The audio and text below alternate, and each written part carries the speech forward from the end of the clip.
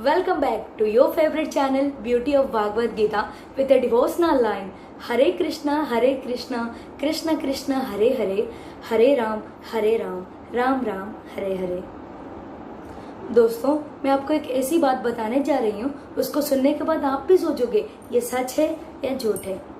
कौरव और पांडवों के बारे में तो आप सब जानते ही होंगे। कौरवों के सबसे बड़े भाई थे दुर्योधन, यानी कि अधम के कर्मों के रास्ते पर चलने के बावजूद भी दुर्योधन और उनके भाइयों को स्वर्ग की सौभाग्य प्राप्ति का मौका मिला। लेकिन पांडव जो कि धर्म के रास्ते में चलते थे, उनको नर्क के रास्ते में जाना पड़ा।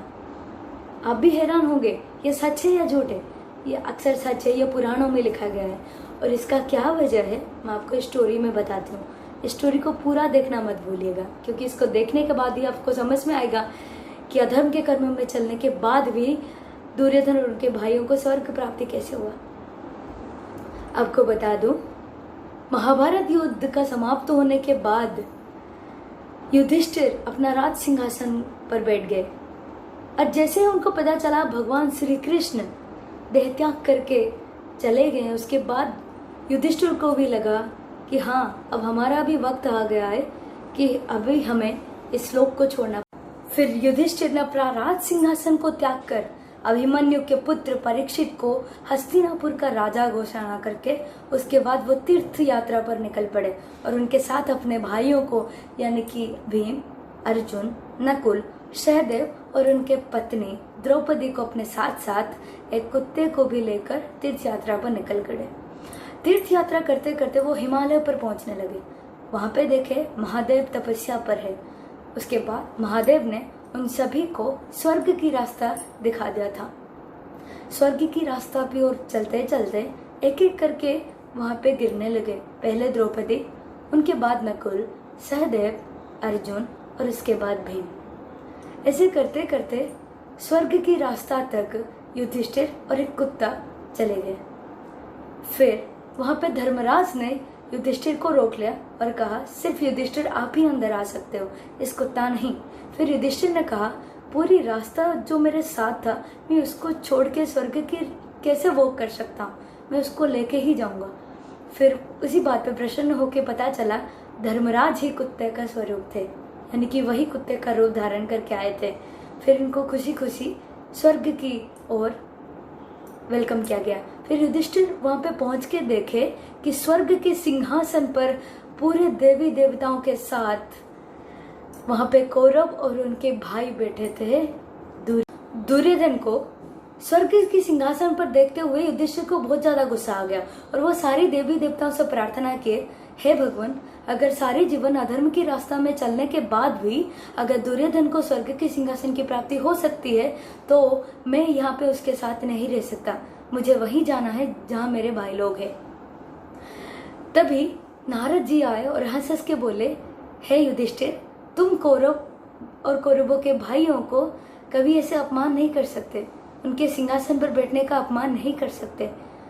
वो भी अधर्म के रास्ता में चलने के बाद भी उनको स्वर्ग प्राप्ति इसलिए हुई कि वो आपके जैसे महान वीरों के साथ भी युद्ध करके डटकर किया और युद्ध में वीर गति को प्राप्त हुए, यानी कि वो युद्ध की जो नियम थी उसको पालन किए, इसीलिए वो ऐसे ही धर्म के रास्ते में चल रहे थे, इसलिए उनको स्वर्ग प्राप्ति हुई। उसके बाद उनके जो दूत थे उनको युधिष्ठिर को अपने भाइयों के पास लेने के लिए चले गए।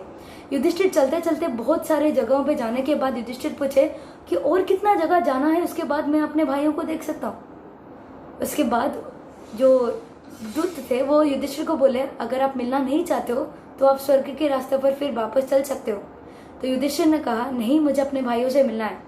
वो चलते चलते रास्ता में देखे बहुत सारे दुर्गंध आने लगे।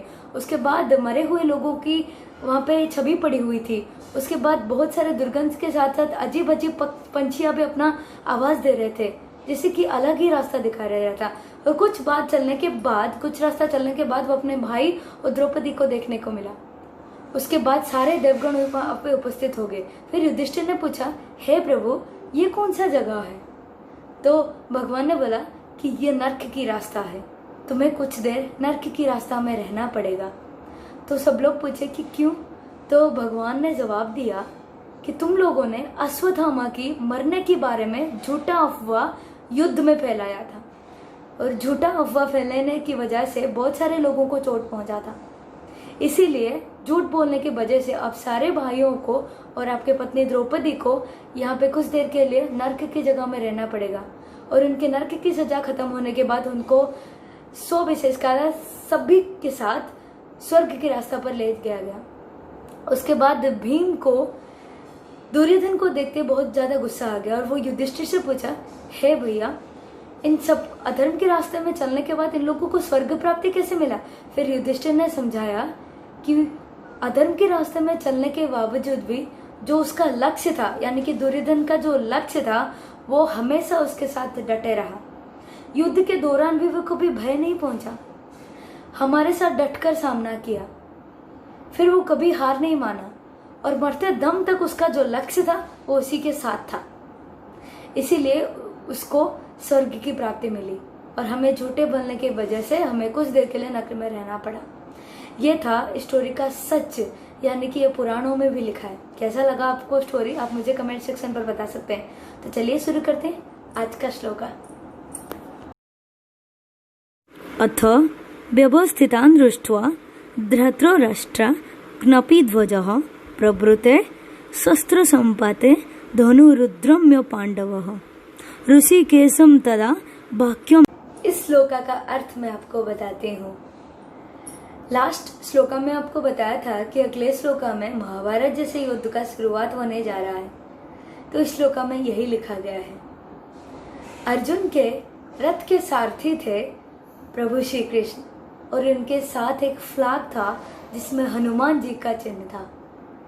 हनुमान जी तो जीत का प्रतीक है, यानी कि राम और रावण के बीच में जो सतयुग में युद्ध हुआ था उसमें हनुमान जी ही जीत का वजह बने थे और राम की सहायता करते थे।